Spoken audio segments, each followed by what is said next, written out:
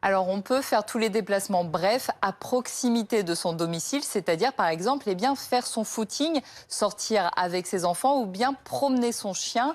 On peut aussi se déplacer pour aller au travail ou alors faire ses courses et on peut aussi aller chez son médecin. Alors, il y a d'autres cas qui sont des cas plus particuliers.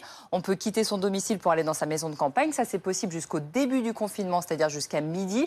On peut aussi se déplacer pour des motifs familiaux impérieux, par exemple, quand il y a une garde alternée, si l'enfant doit aller chez le père ou chez la mère, ou alors quand on doit aider une personne vulnérable, par exemple quand on a un proche dépendant. Alors, Anne-Sophie, qu'est-ce qu'on ne pourra pas faire?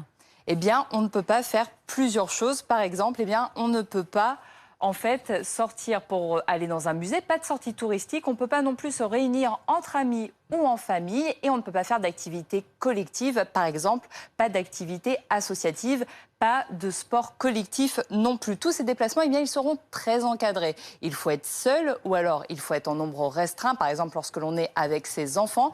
Et il faudra toujours avoir une attestation dérogatoire. Cette attestation, c'est un document qui est en fait téléchargeable sur le site du ministère de l'Intérieur. C'est ce document.